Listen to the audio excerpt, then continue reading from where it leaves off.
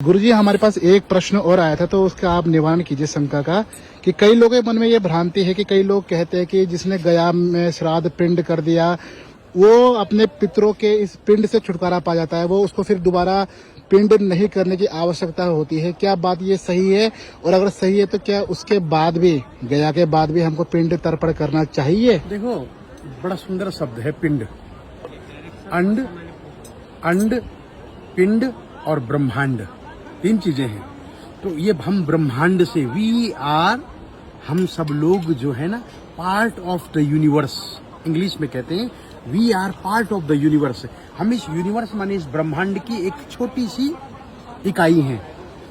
तो हम लोग जब इस धरती में आते हैं तो फिर ये पिंड शरीर प्राप्त करते हैं, और जब ये पिंड रूपी शरीर छूट जाता है तो हमारे परिवार के लोग, परिजन पिंड करते हैं, और पिंड करके हमें फिर से, पिंड का स्वरूप कैसा होता है? पिंड का स्वरूप होता है, देखिए जैसे ये गोल है, बिल्कुल ये गोल है। जी। तो ये गोल क्या है? यही जीवन चक्र है जिसको श्रीमद् भगवत गीता में भगवान श्री कृष्ण कहते हैं, जातस्य ही ध्रुवोर मृत्युर और ध्रुवम जन्म मृतस्य च। हे अर्जुन, जिसकी मृत्यु होती है उसका फिर जन्म होता है, और जिसका जन्म होता है उसकी फिर मृत्यु होती है। तो ये संसार का चक्र इस प्रकार का है, और ऐसा ही पिंड बनाया जाता है। कहीं लंब पिंड भी हैं, कहीं गोल पिंड, अनेक प्रकार की वो हैं, परंतु ये सारा का सारा एक जीवन चक्र है जो इस शरीर को प्राप्त करने के बाद, इस शरीर के छूटने के बाद फिर दूसरा शरीर प्राप्त करता है। जी जी। तो इसलिए सनातन ने बड़ी सुंदर बात कही कि पिंडदान कर दीजिए। तो पिंडदान कहाँ करना है? तो गया आदि तीर्थों में पिंडदान किया जाता है। एक तो ब्रह्म कपाली में किया जाता है, बद्रीनाथ जी में, वहां जाकर के, क्योंकि बद्रीनाथ में भगवान का वक्षस्थल है, जी जी। भगवान का मुख है, वहां जाकर के कपाल में पिंडदान किया जाता है पितरों के निमित्त। दूसरा किया जाता है हरिद्वार में, जो हरिद्वार में नारायण शिला, जहाँ भगवान का ये वक्षस्थल है, वहां पर। और तीसरा किया जाता है गया जी में, जहाँ भगवान के चरण हैं। तो मुख कमल है, नाभि कमल और चरण कमल, ये तीनों में हम अपने पितरों को समर्पण करते हैं जी। कि भगवान, आपसे ब्रह्मा की उत्पत्ति, ब्रह्मा से सृष्टि की उत्पत्ति, और मैं भी आपकी सृष्टि का एक भाग, मैं आपके मुख कमल, आपके हृदय कमल और आपके चरण कमलों में अपना पितरों का समर्पण करता हूँ। परंतु ये भ्रांति बनाई गई है कि उसके बाद तर्पण नहीं करना चाहिए। पिंडदान अलग है जी। एक बार गया जी में पिंड करके दोबारा पिंड नहीं करना चाहिए जी, वो आपने कर दिया जी। अब श्राद्ध में जब आप तर्पण करेंगे, तर्पण अलग है, बिल्कुल। तर्पयति अनेन, तर्पण किससे होता है? जल से, गंगा जलम जी जी। और गंगा जल से हम लोग तर्पण करते हैं। तो गंगा जल से जब तर्पण करेंगे तो तब पिंडदान नहीं करेंगे जी।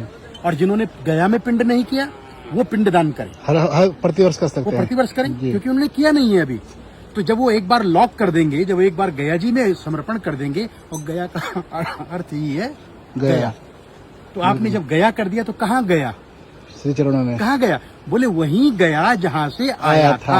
तो श्रीमद् भगवत गीता, जातस्य ही ध्रुवोर मृत्यु ध्रुवम जन्म मृतस्य। तो मतलब गुरुजी, जो गया में एक बार पिंड कर चुके हैं उनको पिंड आवश्यकता नहीं है, लेकिन तर्पण जरूर करना, अवश्य करें। तर्पण श्राद्ध तिथि में वो गंगा आदि तीर्थों में जाएं, गंगा, यमुना, सरस्वती, नर्मदा, ये कहीं पर भी जाकर के उन पितरों के निमित्त तर्पण करें, तर्पण श्राद्ध कर सकते हैं। बिल्कुल। कुछ लोग ये कहते हैं कि तर्पण नहीं करना चाहिए, मैं उनका आह्वान करता हूँ वो कभी ना करें। बिल्कुल। परंतु मैं आपका आह्वान करता हूँ, आप अवश्य करें। जो नहीं करना चाहते, हमें उनकी बात नहीं सुननी, ठीक है, आप मत करो, क्योंकि ना आपका दादा था ना आपका पिता था, आप तो स्वयंभू हैं, आपके गुरु भी स्वयंभू है, ना उनका पिता ना दादा, स्वयंभू चले जाएंगे, वो स्वयंभू चले जाएंगे। तो हमारा ये तो तर्पण इसलिए है कि हम अपने पितरों को प्रेत नहीं बनने देना चाहते। बिल्कुल, हम उनको देवता बनाएंगे, हम उनको देवता बनाते हैं। कौन सा देवता? पितृ देवता। और जो पितृ देवता, जब देवताओं को कहते हैं तो देवता सब कुछ देते हैं। क्या बात है। लेकिन अगर पितरों ने मना कर दिया तो देवता भी कुछ देने के योग्य नहीं रहे। तो उन स्वयंभुओं को, जो पितरों का तर्पण श्राद्ध नहीं करना चाहते और आपको भी कहते हैं कि हम तो डूबेंगे सनम, आपको ले डूबेंगे, तो आपको भी लेकर के डूबेंगे, डूब भी रहे, और डूब भी रहे हैं, आप तरिए। तो दोस्तों, अगर तरना है और डूबना है तो ऐसे गंगा की जलधारा में डूबिए, और ऐसे प्रवचनों में और ऐसे सनातन के धर्म में डूबिए। अगर वीडियो पसंद आई गई तो ज्यादा नहीं कहेंगे, समझ, बाकी आप गए होंगे, समझदार आप हैं व्यक्ति, सभी लोग जरूर समझिए और श्राद्ध पितृ का तर्पण जरूर कीजिए। जय सिया राम, हर हर गंगे मैया। और सनातन से जुड़ने के लिए पेज को जरूर फॉलो कर लीजिएगा। जय हो।